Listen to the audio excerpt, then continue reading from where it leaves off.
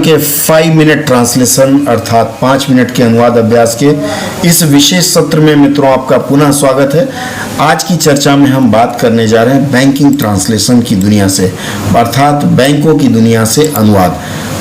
आज की ताज़ा खबर है यह भारतीय रिजर्व बैंक की ओर से, जिसमें लिखा हुआ है the reserve bank of India on Wednesday introduced 6 new regulatory proposals for banks and fintechs alongside a 24 basis point BPS cut in the repo rate reduction, reducing it to 6%। सबसे पहले हम लोग जानेंगे कि एक एक शब्द की हिंदी क्या होती है। सबसे पहले बैंकिंग के क्षेत्र में जो शब्द है रेगुलेटरी का मतलब होता है विनियामक।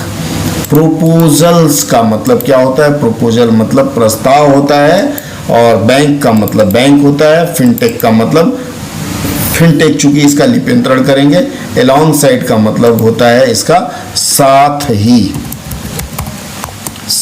ही या फिर के साथ हो सकता है। और उसके बाद ये जो बीपीएस है यह पूछा जाता है, आपको ऑब्जेक्टिव में पूछा जाता है जिसमें अब्रिविएशन आता है। और बीपीएस का मतलब होता है बेसिस पॉइंट्स।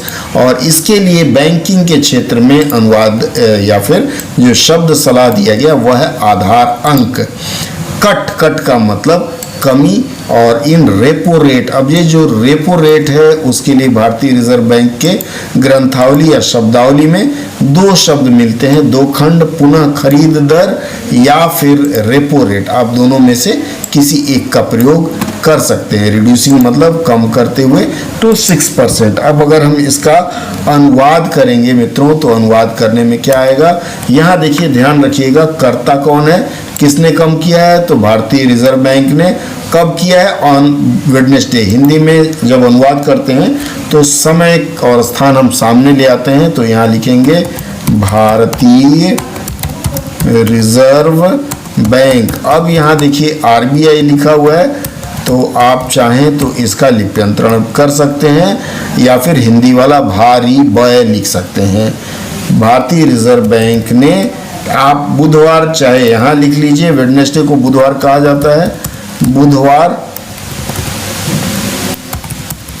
बुधवार टाइपिंग मिस्टेक हो रही है, सुधरना पड़ेगा मुझे भी और आप लोगों को भी। बुधवार को तो यह आगे ले सकते हैं या इस अंश के बाद में ले सकते हैं, दोनों चलेगा। भारतीय रिजर्व बैंक ने बुधवार को क्या किया? 6 न्यू रेगुलेटरी प्रपोजल, इसको कहेंगे 6 नए विनियामक। ये विनियामक है, प्रोपोजल्स का मतलब प्रस्ताव। इंट्रोड्यूस का मतलब होता है जारी करना, जारी किया। किसके लिए? बैंक एंड फिनटेक्स के लिए। तो बैंक एंड फिनटेक्स कहाँ चला जाएगा? भारतीय किसके लिए किया है? तो कर्ता के बाद कर्म आता है, कर्म में बैंक्स एंड फिनटेक्स। तो यहाँ लिखेंगे बैंकों और फिनटेक। फिनटेको मत लीजिएगा, फिनटेक के लिए बुधवार को 6 नए विनियामक प्रस्ताव जारी किया। अलॉन्ग साइड ए 25 बेसिस। अब ये जो वाक्य है इस वाक्य को कैसे लिखेंगे?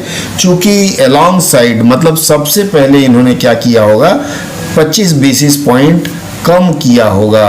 तो यह जो अलॉन्ग साइड वाला है यह आप जब अनुवाद करने लगेंगे तो यह यहाँ आ जाएगा, आगे आ जाएगा। तो इसको आगे लिए जाने के संदर्भ में हम यहाँ लिखेंगे, क्या लिखेंगे? 25 भारतीय रिजर्व बैंक ने क्या किया? 25 बेसिस पॉइंट आधार अंक क्या किया? 25 बेसिस पॉइंट हमने लिखा है, इसको आधार अंक लिखा है। 25 है ना, 25 आधार अंक कट है कि कटौती किसमें किया इसने? रेपो रेट में। तो रेपो रेट कहाँ आ जाएगा? भारतीय रिजर्व बैंक ने किसमें किया? कर्ता के बाद कर्म ने। क्या करेंगे? यहाँ लिखेंगे हम, क्या लिखेंगे? रेपो रेट अर्थात रेपो दर या पुनः रेपो खरीद, दोनों में से कोई एक चीज आप लिखिएगा। भारतीय रिजर्व बैंक ने पुनः खरीद या रेपो दर में 25 आधार अंक की कटौती के साथ ही, ठीक है, क्या लिखेंगे, इसे 6% पर लाने के साथ ही, अब आगे चल जाएंगे यहाँ बैंकों और फिनटेक, यहाँ कंपनी चाहे तो लिख सकते हैं, के लिए बुधवार को 6 नए विनियामक प्रस्ताव जारी किया। चूंकि सबसे पहले यह आया, पहले उन्होंने रेपो रेट कम किया, तब बोला हम बाकी चीज सुधारेंगे, तो यह अंश पहले गया और उसके बाद वाला अंश फिर बाद में आएगा, मतलब जो पहले था वो बाद में आ जाएगा। और यह अनुवाद का एक प्राधिकृत स्वरूप होगा जो बैंकिंग के क्षेत्र में प्रयोग होता है। 5 मिनट